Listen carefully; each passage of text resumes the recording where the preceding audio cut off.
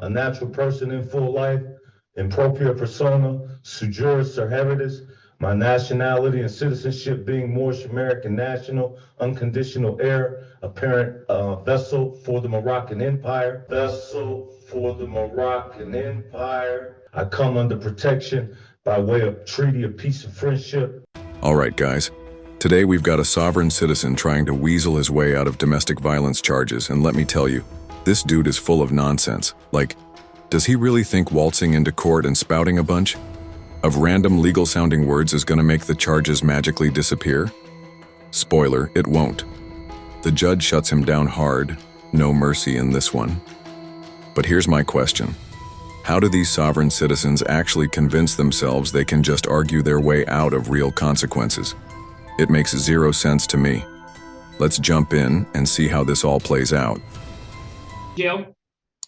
I'm Roman Campbell. I mean, I can place my status on the record if you like.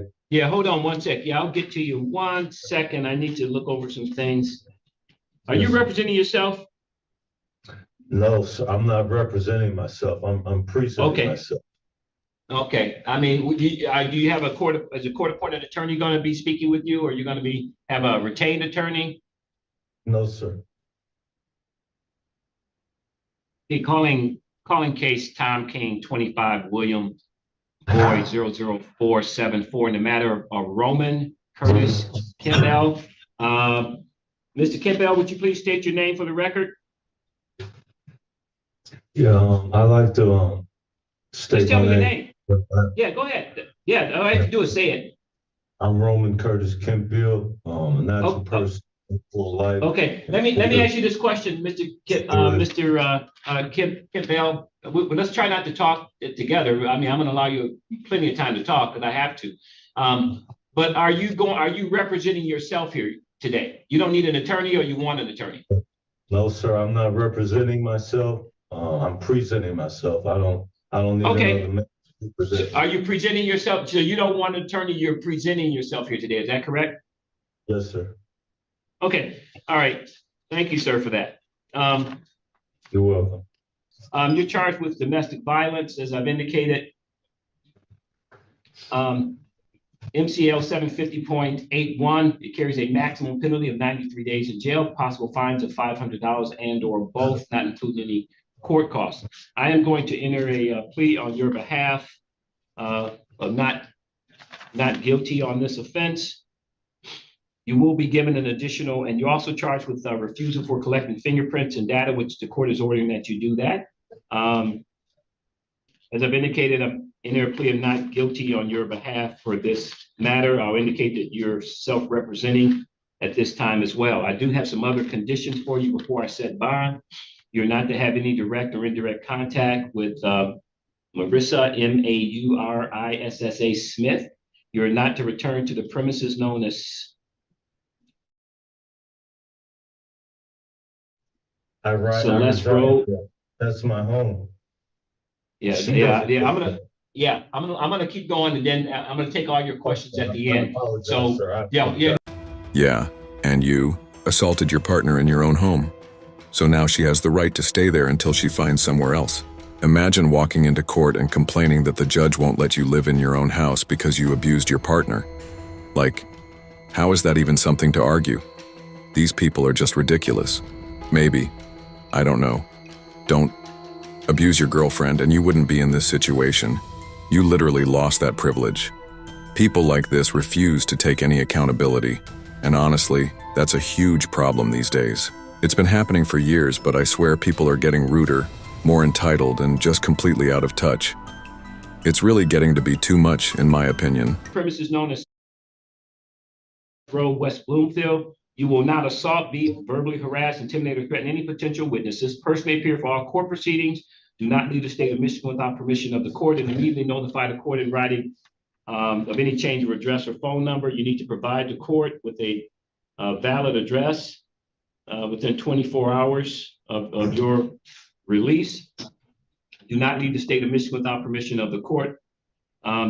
You will not possess any firearms or other dangerous weapons. You shall refrain from using alcohol, any form of THC, illegal drugs, or using any medication. You must contact pretrial services within 24 hours of your release. That's at the 48th District Court in Bloomfield Hills. Pick up no new criminal offenses. And I understand you're self-representing yourself here today. The court will set a bond in the amount of $1,500 cash surety, no 10%. Sir, do you understand your bond, what I've read off to you, your bond conditions? Yeah, I understand all of that, but all of that. Okay, now I'm gonna take your questions right now. Thank you very much. So what questions do you have for the court? Can I place my status on the record, sir? Absolutely, sir. Okay, I'm Roman Curtis Kempiel. I'm a natural person in full life, in propria persona, sui juris ser habitus.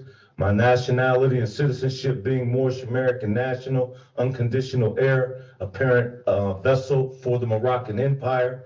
I come at Northwest Mexum, at North America, North Gate, Turtle Island. I come under protection by way of Treaty of Peace and Friendship, 1836, between the United States Service Corporation and the Moroccan Empire. I also would like everybody else that's involved with this matter to place their status on the record, and so that it can be noted. And also, I'm not representing myself. I'm presenting myself. Not only that, I'm not standing a surety to Roman Curtis Kemp Hill in all capital letters, ins legis, corporate entity. So that be noted for the record, please, sir. I also reside in domicile at. That's my address. That's my home. The defendant, witness, or whoever that is, Marissa, she doesn't live there, and so that's where I was kidnapped from. That's my home, sir. Okay, and I will allow you to go back there one time and one time only with a police escort to obtain some minor personal property. That's with a police escort only. Otherwise, you cannot go back to that location. You have another court date coming up. Your next court date is going to be your pretrial date. That date will be provided to you prior to you bonding out. If not, you're going to have to contact the 48th District Court in Bloomfield Hills. Other than that, best of luck to you, sir. Officer, we're all set here. Thank you very much for your time. If I could, Your Honor, we would like the refusal of the booking process that he not be released until that is completed. Absolutely. He must submit, as it relates to the booking, he must submit to the booking processing in this information, including fingerprints, which is the biometric data. He must provide that information prior to release as well. You're all set, officer. Thank you. So I'd like one more thing, sir. I'd like to invoke my treaty right to consular jurisdiction. I've been asking someone to be that's competent in the notification and access manual, and I haven't been given that right. My rights have been violated as far as all of that's concerned, also. So okay, make sure you mention that to the judge when you see the judge. So thank you very much, sir, for that. And officer, we're all set. Thank you, Your Honor. Okay, must submit the biometric fingerprint data. I'm honestly surprised these sovereign citizens even agree to give the police their fingerprints. If I were a full-on sovereign citizen, I'd be like, nope, you're not getting my fingerprints. They're part of my sovereign rights. Like, seriously, why would you willingly hand over your fingerprints to a system you claim has no authority over you? Make it make sense. But yeah, this one was hilarious. This guy actually claimed to be royalty from some empire. I mean, what? Let me know what you guys think about this case in the comments. But don't go anywhere yet. We've got another wild case coming up, and it's just as entertaining. Let's jump in and check it out. City. Okay. Come on up, Mr. Williams. Okay. Judge, he had been offered a pretrial intervention. We had supplied that to him, and I'm not sure what his intentions are. All right. You understand a pretrial intervention is an agreement you have with the state that's basically supervised by the probation and parole, and then the case is dismissed if you successfully complete the that term. Pretrial intervention is a program that's offered by the state, and it's supervised by the Florida Department of Corrections. It's like probation, but it's not probation. It's an agreement that if you successfully complete the pretrial intervention, the state drops the charges against you. I spoke with my public defender and he gave me the terms and the things that I have to do, and I didn't agree with him. Okay, And I don't understand. sir? I don't understand. So like, the charges would be dropped. If you successfully. If you did all those You have terms. to abide by those terms and conditions, and the case would be dropped. Could I ask a couple questions? You ask Mr. Meredith. I did. I mean, I spoke with him shortly. I didn't really get the, all I really spoke of, what we went over was the terms. We had several phone conferences that were scheduled. Yeah, we missed a lot. Due to the time difference. Sir? I said, but we missed a lot due to the time difference. He was on Eastern time and he would call an hour late. I mean, a pretrial intervention is about as good as it gets. If you can take it or not take it, are we ready to set it for trial? Yes, sir. I don't want to do trial. Well, then Mr. Meredith has done exactly what he's supposed to do for you. He's got the very best deal worked out for you. If you abide by the terms and conditions of the pretrial intervention, the state will dismiss the charges. So the charges are brought upon me are by the state. Well, who do you think brought them? I thought I had a party. Huh? I thought it was an injured party. The injured party, aren't they dope cases? What is the jurisdiction of it? Is it criminal or I civil? don't think you're near as smart as you think you are. I'm just asking I can questions. tell you not. Your possession of a controlled substance, giving false name, causing adverse effect, I guess there could be a victim on that, and resisting officer without violence. So, I don't know anything about the case, but it looks like you might have got a false, gave somebody else's name. You just told me that the state was the. The state's the only person who can charge you. Nobody else can charge you. It's the Oh. state. The victims can't charge you. They're just the alleged victims. They can't charge you. They can't do anything except make a complaint. But you've got offered a pretrial intervention. If you do the pretrial intervention, the state will drop the charges against you. If you don't meet the pretrial intervention, you come back to court and you start your defense again. I don't wish to argue the facts. Let's set it for trial. Yes, sir. Let's set it for May 5th at 8. Let's set it for June. What was that June date?